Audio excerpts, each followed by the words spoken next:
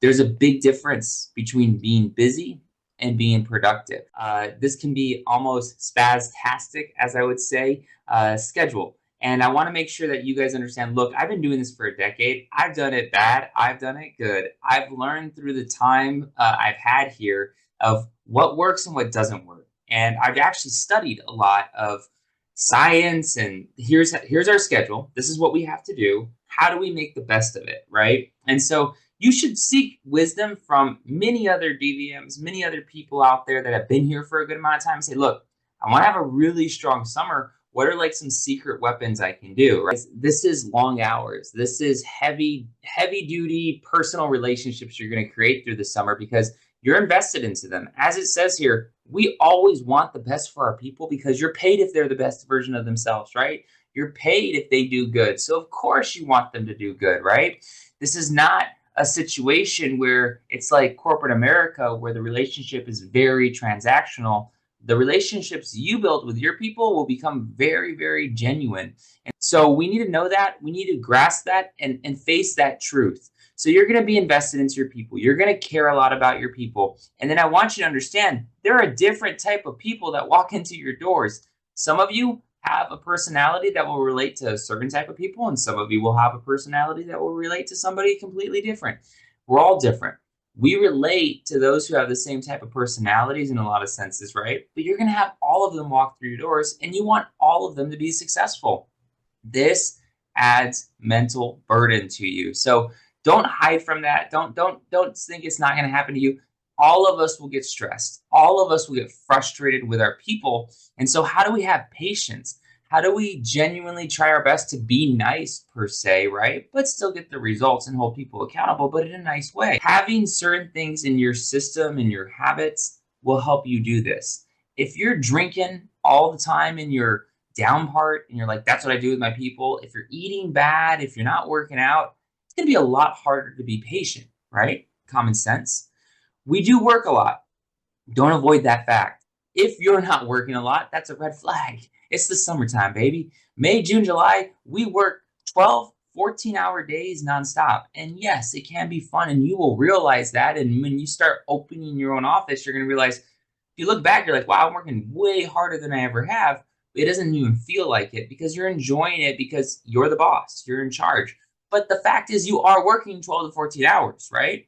And so top performers tend to have good attitudes towards it, their personality that is personable, so they know how to work with a crowd, work with their team, be enjoyable, be likable. And then they have, extremely good work ethics. Those are the people that usually shine. So how do we get these things? How do we have a good attitude? How do we be likable through the day? And how do we have a relentless work ethic? There's ways that can help you get this, and there's ways that can actually hurt you from getting this. Even if you're the guy or the gal that has these three things right now, you could lose it if you're on a really bad diet through the summer, you're drinking, you have all these vices. It can hinder you from keeping those three things on the top priority list. And so here are some ways to help, okay? Before we dive in, be wise with your time. There's a lot more to that. That's a small sentence that can be impacted into a novel.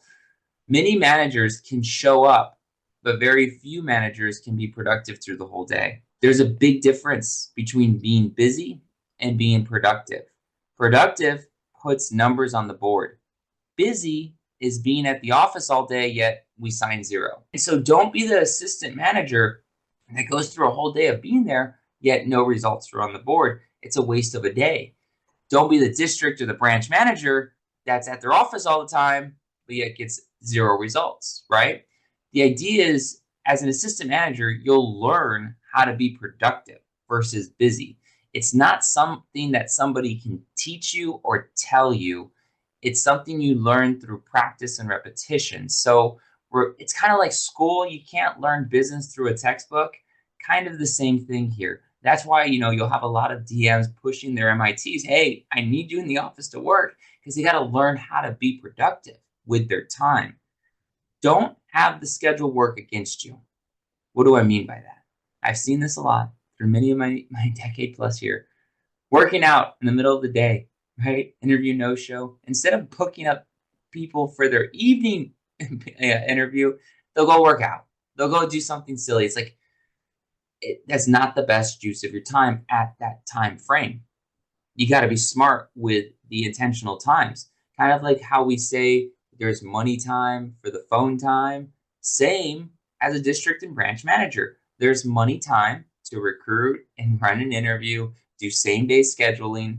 It's hard to do a same day schedule if you're calling them at 7 p.m. to set them for an interview and you don't have anything set. It's kind of hard to book you for an interview on the same day. Common sense has to be a factor here, right? So I've seen taking lunch breaks, and these are just some examples, but taking a long lunch break and then they're late to their interview. It's like, we're working this entire thing to recruit. How would you be late to the main event, the main function? Doesn't make any sense. I've seen sleeping midday in the office, literally. I'll walk over to an office or whatnot, and they're sleeping at their desk. This is a tall tale sign. They're either diet's out of whack, their energy levels are low, something's going on outside the business that's not really helping them in the business. And they need to realize that. They need to realize, hey, most people don't just fall asleep at their desk at 2 in the afternoon, right? And so realizing that and realizing, are my habits helping me or hurting me, right? Figuring out your rhythm. I would go Google your circadian rhythm. Realize what it is. It's like your sleep schedule, right? Going to bed and waking up around the same time has a huge benefit. You should really look into this. Consider waking up early, knowing that our schedules are very busy through the summer, yet you probably still want to do some sort of cardio-based workout. You still want to do some sort of healthy eating, right? So when do you do all this, right? Common sense would say you're going to have to do it in the morning. I've tried the whole evening thing for the whole, let's do the summer. Let's try to do the evening thing. It is hard, right? Most professional CEOs and your business professionals in other industries, it is hard to do it always in the evening. You got to learn to wake up early if you want to knock that thing out in most cases. Working out, something cardio-based, basic weights, I can't say it enough. Go walking. Walking does a lot for your body. Go walk 2 miles, 3 miles in the morning, get to your office early, watch the benefits begin to unfold for you, not just physically, mentally too. If you do this, so I put compounded there, it will have benefits in mental clarity, to the energy levels through the long work days, which we have. And due to our schedules, mornings are the time that works. Many studies on why working out late at night does more bad than good. Tons of studies show this, by the way. So if you're like, I'm just going to go hit the weights at 10 o'clock at night. Okay, man, you're probably going to be late to your alliance meetings. You're probably going to be late to your champs clubs. Like, these things are going to happen to you. And so understand that. Next thing, hobbies. I'm telling you this from past experience. Drinking is not a healthy hobby. Who would have thunk it, right? Finding hobbies that ideally require you to move, be active, but not hit zone 3. So we're not saying let's go through a strenuous workout here, but finding hobbies your reps can join you on. This is like a secret key to the business, guys. Finding something that's fun and healthy that you can do, usually Saturday evenings after the training, or if you run a Thursday, Friday training, Saturday after that last interview, and it's something you guys are all going to go do together, right? So these go far if you do them, if you have fun with them, and your reps will genuinely want to do whatever you want to do because you're the boss, right? So hobbies for our schedules usually will hit Saturday evenings, as I said. You can do anything. Go paint together. Go do something, healthy and active. That should be your focus. Healthy and active. Doesn't involve going to your apartment. Doesn't involve hitting a bar. You go out, just not to the bar, right?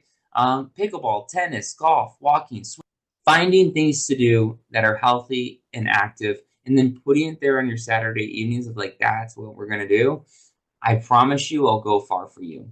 Dinners and lunches, huge deal. Yes, you got to do them. Yes, you got to figure those out. Those lunches, just make sure you do a lunch at the right time. The lunch should not make you late to your interview, make you late to your training, but we want to make sure we're doing them. Those one-on-one lunches and dinners to do napkin talks and vision talks, yes, 100%. Those are massively beneficial to your business. However, Don't say that's your hobby.